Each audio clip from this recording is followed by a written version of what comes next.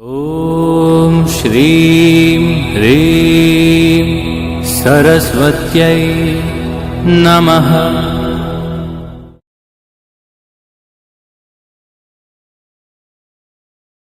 Hi students, I am Neelam from Aura Excellent Academy.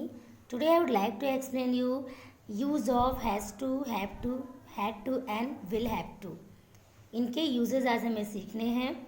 Has to, have to, had to, will have to. पहले ये हमें देखना है कि ये यूज़ कहाँ होता है।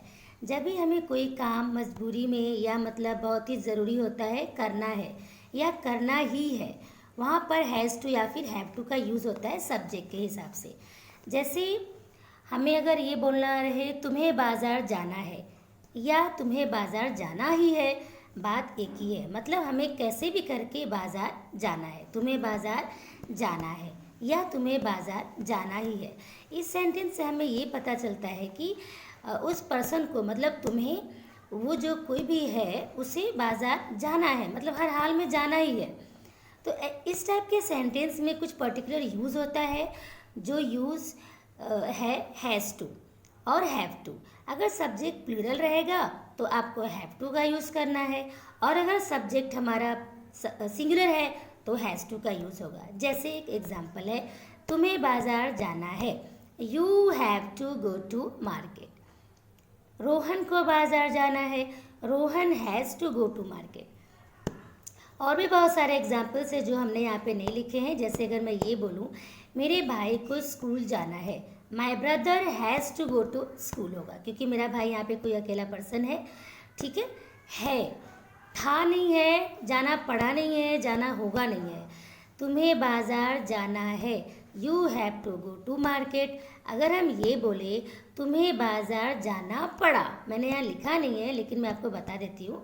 अगर मेरा सेंटेंस ये है तुम्हें बाज़ार जाना पड़ा, तो कोई भी काम जो हमें पास्ट में किसी मजबूरीवश या किसी दबाववश ये चीज़ करना पड़ा, तो वहाँ पर हम हैव टू, हैज़ टू का यूज़ न करके किसका यूज़ करेंगे, हैड टू। अगर मैं ये बोलूँ तुम्हें बाज़ार जाना पड़ा, तो हम क्या लिखेंगे, यू हैड टू। यहाँ पर क्या हो जाएगा, हैड टू, बाकी सब कुछ same, you had to go to market. अगर हम ये बोले तुम्हें बाज़ार जाना होगा या जाना ही होगा या जाना पड़ेगा, ये हमें फ्यूचर में ये काम, कोई भी पर्टिकुलर काम जो फ्यूचर में करना ही होगा या करना ही पड़ेगा, वहाँ पर हम किसका यूज़ करते हैं, विल हैव टू का, जो यहाँ पर हमने लिखा नहीं है। मैं आपको एग्जांपल दे रही हूँ कि इस बेस पे आप हैड टू का भी यूज़ करोगे, और टेंस के हिसाब से अगर टेंस हमारा पास में है तो हैड टू, टेंस हमारा फ्यूचर में है तो विल हैव टू का यूज़ होता है। जैसे तुम्हें बाज़ार जाना है, you have to go to market. तुम्हें बाज़ार जाना पड़ा, you had to go to market.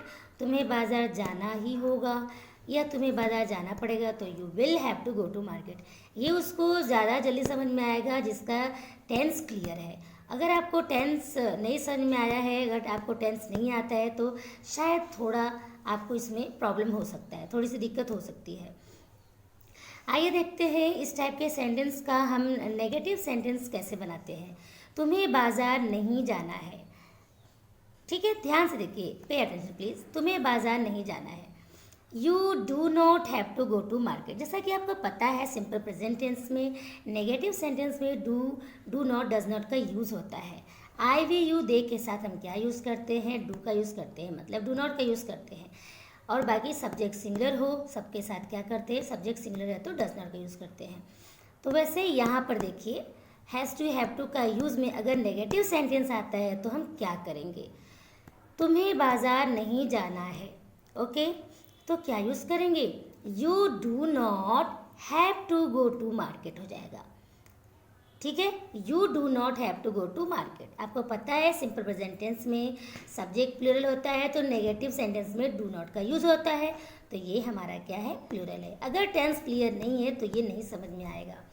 You do not have to go to market. Rohan को बाज़ार नहीं जाना है, Rohan does not have to go to market. ध्यान दीजिए, Rohan does not have to go to market, okay.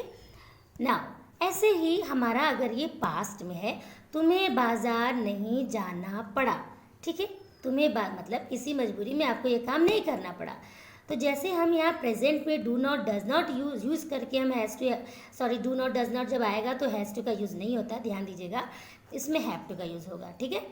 तो अगर हमारा ये सेंटेंस पास्ट में है, तुम्हें बाजार नहीं जाना पड़ा, तो हम क्या यूज़ करेंगे, हमेशा की तरह सिंपल पास्ट टेंस में नेगेटिव में क्या यूज़ होता है, डिड नॉट का यूज़ होता है। तो इसमें भी आएगा यू डिड नॉट, अब क्या हो जाएगा, जब डिड है तो यहाँ पर हैड नहीं लगेगा, you did not have to go to market.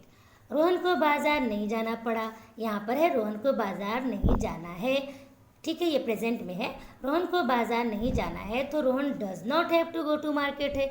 लेकिन अगर हम ये बोलें रोहन को बाजार नहीं जाना पड़ा, तो Rohan did not have to go to market. और अगर हम ये बोले फ्यूचर में, आइए देखते हैं, अगर हम ये बोले कि तुम्हें बाजार नहीं जाना होगा, ठीक है, या तुम्हें बाजार नहीं जाना पड़ेगा, तो क्या होगा, you will not have to go to market. Rohan को बाजार नहीं जाना पड़ेगा, यहाँ पर जाना है मैंने लिखा है, लेकिन मैं आपको दोनों टेंस बता रही हूँ इसमें। रोहन को बाजार नहीं जाना पड़ेगा, तो Rohan will not have to go to market, ठीक है। आइए देखते हैं इंट्रोगेटिव सेंटेंस कैसे होता है। तुम्हें कहाँ जाना है, जैसा कि ये प्रेजेंट टेंस में कैसे लिखा है, तुम्हें कहाँ जाना है, where do you have to go, ठीक है, where do you have to go. अब अगर हम ये बोले तुम्हें कहाँ जाना पड़ा, तुम्हें कहाँ जाना पड़ा, तुम्हें क्या करना पड़ा, ठीक है, तुम्हें किससे मिलना पड़ा, ये सारी चीज़ें अगर आता है पास्ट में, तो हम क्या बोलेंगे, डू हटाकर हम क्या यूज़ कर देंगे, डिड, बाकी सब कुछ सेम है। Where did you have to go. अगर हम ये बोले तुम्हें कहाँ जाना पड़ा, यहाँ पर लिखा है तुम्हें कहाँ जाना है, जो सामने लिखा है इसकी English where do you have to go. लेकिन अगर हम ये बोले तुम्हें कहाँ जाना पड़ा, तो where did you have to go. और अगर हम ये बोले तुम्हें कहाँ जाना होगा या तुम्हें कहाँ जाना पड़ेगा, तो सिंपल सी बात है, सब कुछ सेम है, बस हेल्पिंग वर्ब चेंज कर देंगे, where will you have to go, easy है ना। अब रोहन को कहाँ जाना है, where does Rohan have to go, ये प्रेजेंट इंडिफिनिट का है, रोहन को कहाँ जाना है, आपको पता है रोहन सिंगुलर है, इसके लिए यहाँ पे डज आया है, where does Rohan have to go. लेकिन अगर हम ये बोले रोहन को कहाँ जाना पड़ा, तो where did Rohan have to go. Rohan को कहाँ जाना पड़ेगा, where will Rohan have to go. कितना सिंपल है। क्या तुम्हें वहाँ जाना है, देखिए क्या तुम्हें, जैसे आप सिंपल प्रेजेंट टेंस में देखते थे ना, क्या शुरू में आता है, कभी किसी भी टेंस में अगर क्या शुरू में आता है तो उस टेंस का हेल्पिंग वर्ब हम बाहर रख देते हैं। वैसा ही यहाँ पर है, क्या तुम्हें वहाँ जाना है, do you have to go there. और अगर हम ये बोले क्या तुम्हें वहाँ जाना पड़ा, तो did you have to go there. अगर हम ये बोले फ्यूचर में क्या तुम्हें वहाँ जाना पड़ेगा, तो will you have to go there.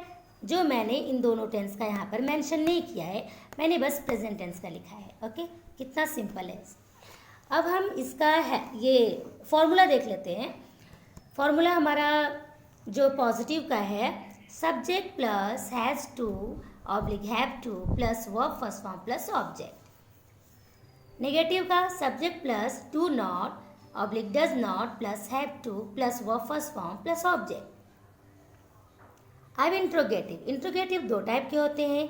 एक कैसा, जब कभी बीच में इंट्रोगेटिव वर्ड आता है तो उसको सबसे पहले बाहर रख देते हैं इंट्रोगेटिव वर्ड को, और कभी कभी शुरू में क्या आता है, क्या से शुरू होता है, तो उस पर्टिकुलर टेंस का हेल्पिंग वर्ब हम बाहर रख देते हैं। तो ये देखिए, अगर सेंटेंस के बीच में क्या, क्यों, कब आया है, तो उसको हम इंग्लिश में क्या बोलते हैं, इंट्रोगेटिव वर्ड, हिंदी में क्या बोलते हैं, प्रश्नवाचक शब्द। तो interrogative verb plus do does, मतलब इनमें से कोई एक, do does plus subject plus have to plus verb first form. और इंट्रोगेटिव जब शुरू में क्या आता है, तो डू या does plus subject plus verb plus do या डज है plus subject plus have to plus verb first form plus object. उम्मीद करती हूँ आप लोग को समझ में आ गया होगा। नेक्स्ट वीडियो में हम कुछ और नया करने वाले हैं। तब तक के लिए थैंक यू।